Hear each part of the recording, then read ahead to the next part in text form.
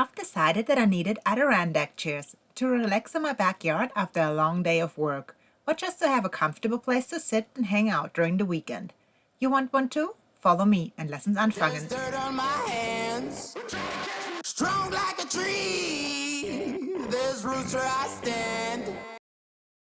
To build the chairs, I needed 7 2x4s that are each 8 foot long, and 3 of those 1x8s. The 1x8s were marked down 70% at Home Depot. I thought they were perfect for the chairs. I went ahead and stained them in the same color like I stained the previous outdoor projects that I built, like the outdoor table with the chairs, the pergola, the fenced-in garden, and so on. I kinda have the whole matching color theme throughout the property to make it all come together nicely. 2x4s are probably some of the cheapest lumber you can build with. However, they always look the same and have those rounded edges. If I do build furniture out of them, I do like to cut off the edges to make it more square. I feel like that gives it more of a modern look and somewhat hides the fact that those were actually 2x4s. To do so, I'm using my table saw.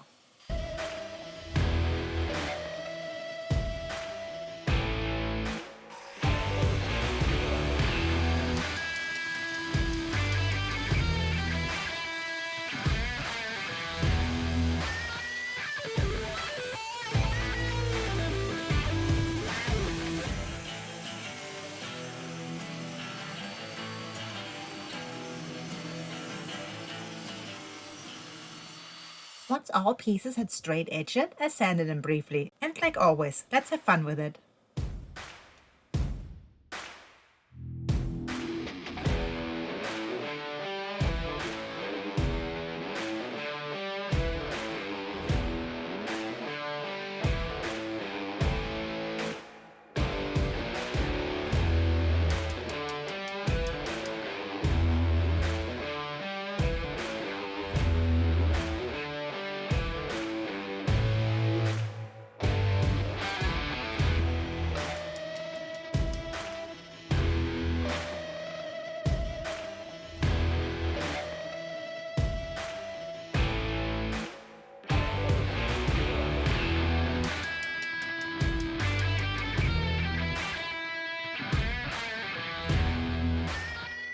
Now all the pieces are ready to cut to size.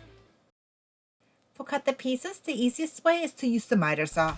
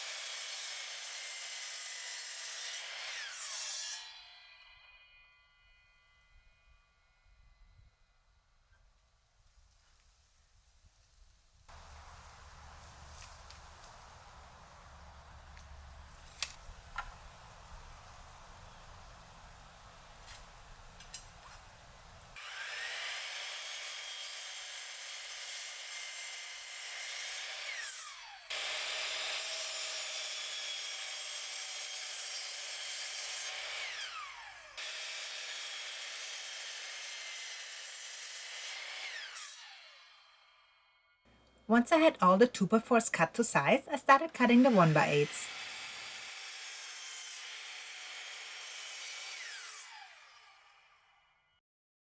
Once all pieces were cut, it was time to assemble.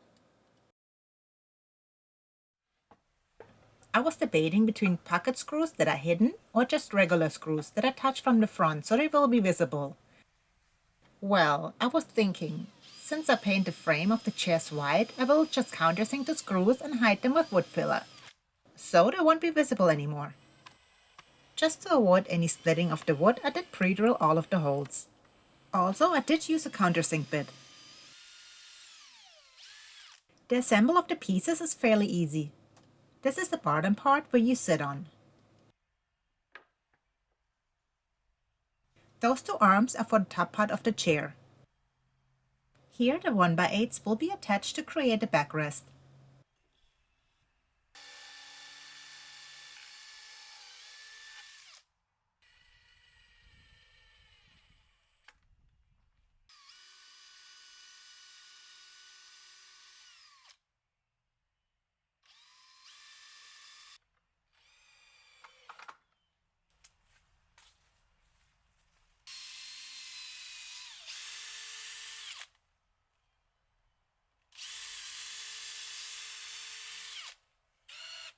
The legs for both of the chairs I cut with a 15-degree angle.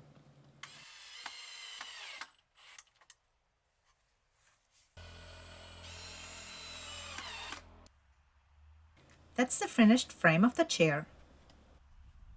As you can tell, it's really just a few parts and it's very simple to assemble. Before I start to build the second chair, I wanted to make sure it all fits together and looks good. The seat and backrest pieces will be attached with small gaps in between. But just so you can get an idea how this whole thing will look like. Here I'm using wood filler to fill in the screw holes. Once the wood filler has dried, I will come back and sand it to create a smooth surface ready for painting. And here's the second chair. Both are sanded smooth and I removed any extra dust. Now it's time to paint.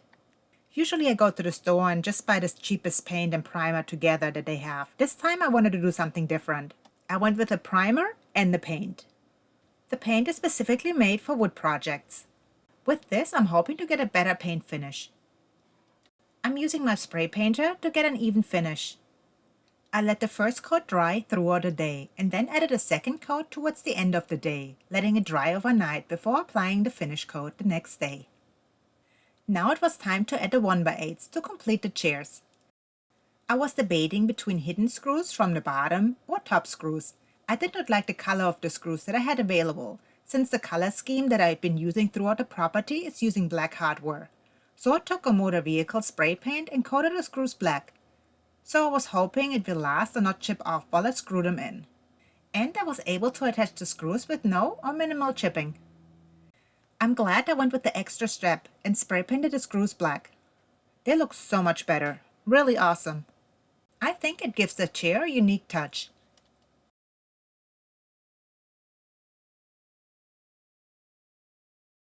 And we are fertig! Oh man, I have to say, those chairs are just awesome. I like the chairs so much, I might just build 2 more, but who knows. For now, I will enjoy the ones I have. Thank you so much for watching and all the support. Please like, comment, and subscribe if you haven't done so. Most importantly, click the bell button next to the subscribe to get notified of new videos. If you can, please join my Patreon. This helps me create more YouTube videos.